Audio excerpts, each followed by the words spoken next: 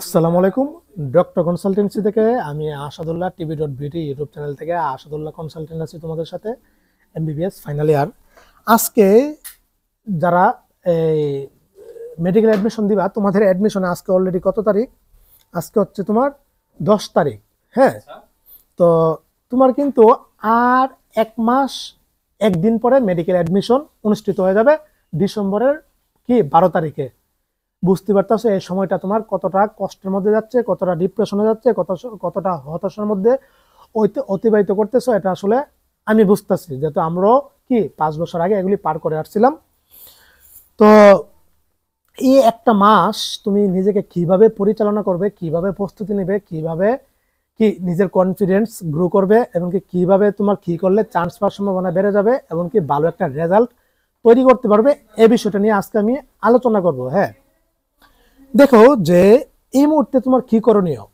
এই মুহূর্তে নতুন করে কোনো কিছু তোমার ব্রেনে ইনপুট দেওয়ার দরকার নাই। যা পড়েছো তার মধ্যে আসবে, এটা 100% শিওর থাকো ইনশাল্লাহ। নতুন করে কোনো কিছু আসবে না। মূলত যেগুলি পড়ছো এগুলি যদি তুমি মনে রাখতে পারো, এগুলি থেকে কমন পড়বে, এগুলি থেকে আসবে, এই বিষয়টা নিজেকে বিশ্বাস করো। হ্যাঁ, আর অন্য কোনো আমার সাম্প্রতিক ভাই আসবে, সাম্প্রতিক জন্য হাই হতাশা, এটা ভাই তোমার জন্য একটা প্রশ্ন, দুইটা প্রশ্ন সাম্প্রতিক জন্য তোমার চান্স মিস হবে না। মূলত চান্স মিস হয় কিসের জন্য? সহজ প্রশ্নগুলো ভুল করার জন্য মেডিকেলে চান্স মিস হয়। বুঝতে পারছেন? এই সাম্প্রতিক নিয়ে জিকে নিয়ে ইংলিশ নিয়ে এত প্যারা নাই। জিকে ইংলিশ এটা হচ্ছে তোমার টপ মেডিকেল কলেজে চান্স পাওয়ার জন্য দরকার পড়ে। তোমার একাডেমিক বিষয়টা দেখো, একাডেমিকে তোমার জীববিজ্ঞান, রসায়ন, পদার্থ প্রশ্ন আছে 70টা থেকে তুমি কনফার্ম করো 60টা প্রশ্ন কনফার্ম করো। আর বাকি ওই যে জিকে ইংলিশ 30 আছে, 30 থেকে কি তুমি 10 পাবা না, 15 পাবা না? তোমার 70-75 হয়ে যাচ্ছে। তো একাডেমিকটা জোরদার করো। হ্যাঁ, আর এই যে পাঠ্য বই আসছিল নতুন ভাবে, এগুলি বলার দরকার নাই। এগুলি মেট্রিক পরীক্ষা দেওয়ার পরে, মানে এসএসসি পরীক্ষা দেওয়ার পরে যারা মেডিকেল স্বপ্ন দেখে ওরা জানে কোন বই পড়তে হবে, কোনগুলি আমার একদম মুখস্থ করতে হবে, জানি নতুন ভাবে। এখন এগুলি এখন আইসা যদি তোমার জানা লাগে, তাহলে ভাই তুমি মেডিকেল ডাক্তার হওয়ার যোগ্য না। বুঝতে পারছো?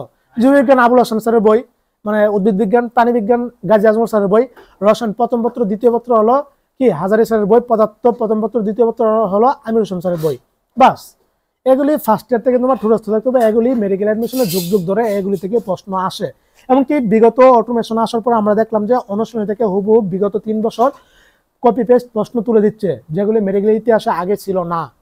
তার মানে রসায়ন পদার্থ হুবহুব 40টা মতো এমসিকিউ হুবহুব অনুশীলনী এমসিকিউ তুলে দিচ্ছে। যেমন মেডিকেল ইতিহাসে আগে কখনো কোনো একটা প্রশ্ন রিপিট করতো না, বিগত 3 বছর এটা করছে। এরপরে আবার অনুশীলনী প্রশ্ন তো ফুটের আগের মধ্যে থাকতে হবে, এটা স্বাভাবিক। তো যাও, যারা চান্স পাবে কারা পাবে? যারা সেই ইন্টার ফার্স্ট ইয়ার থেকেই মানে মানে স্বপ্নকে এমনভাবে আঁকড়িয়ে ধরছে, এমন পরিশ্রম করা করছে, সবকিছু বিসর্জন দেয়া, মোবাইল, প্যাম্পেনিতি, ভালোবাসা, বন্ধু বান্ধব সবকিছু বিসর্জন দেয়া এই ইন্টারের এসএসসি লাইফটা যে সৎভাবে পরিশ্রম করছে, ওরাই মূলত চান্স পাবে। এটা হচ্ছে সত্য কথা। বুঝতে পারছো? যারা মেডিকেল সেই ছোটকাল থেকে মেডিকেল স্বপ্ন ছিল। এক পর্যায়ে এখানে 2 প্রকারের মানুষ আছে। এক, যারা এসএসসির পরে মানে সেই পরিমাণ মেহনত করছে, যার একাডেমিক 100% আছে, 100%, তার মেডিকেল প্রস্তুতি 100% হয়ে গেছে।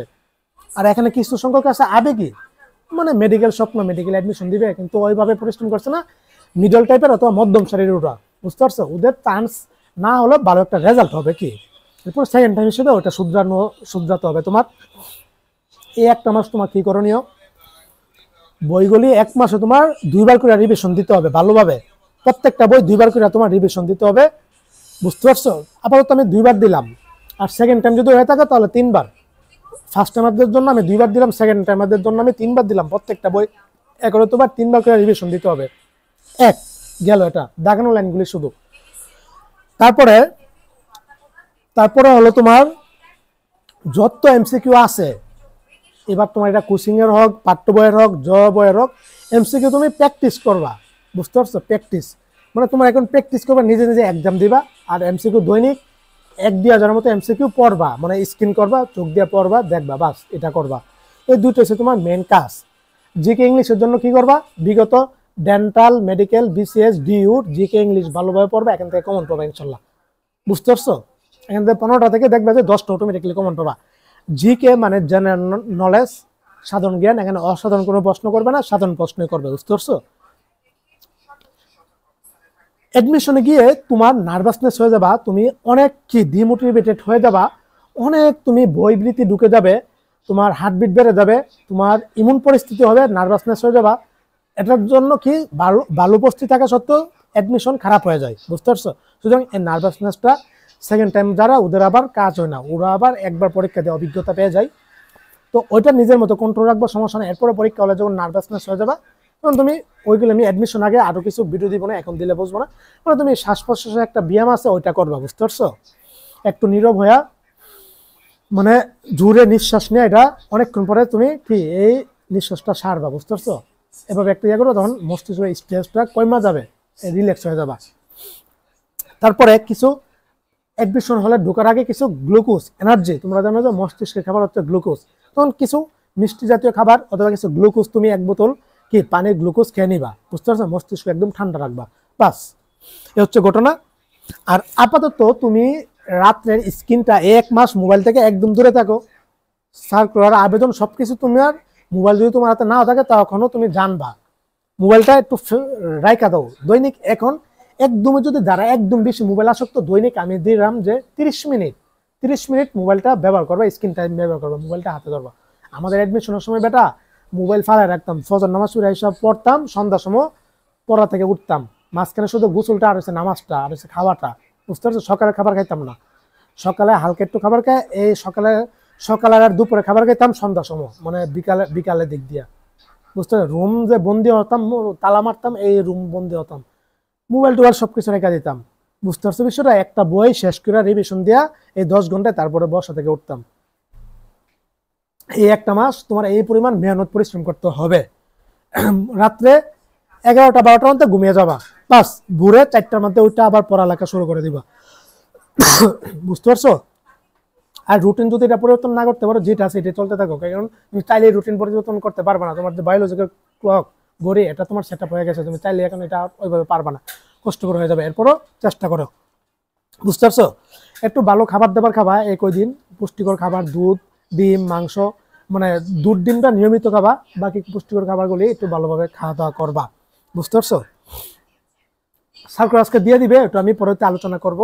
1 মাস এভাবে চলো, সবকিছু থেকে বিচ্ছিন্ন হয়ে যাও, পজিটিভ থাকো, মাইন্ড ফ্রেশ থাকো, যে তুমি চান্স পাবা ইনশাল্লাহ। তুমি যদি মস্তিষ্কে এটা ইনপুট দিতে পারো, আউটপুট হিসেবে মস্তিষ্ক সেটাই করে দেখাবে, বুঝতে পারছো?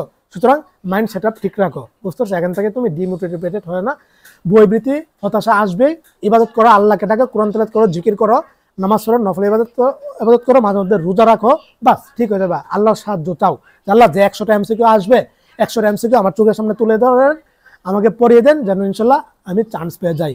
এই ছিল শেষমেশ কথা, এগুলির উপর আমল করো, বাস, চান্স হয়ে যাবে ইনশাল্লাহ।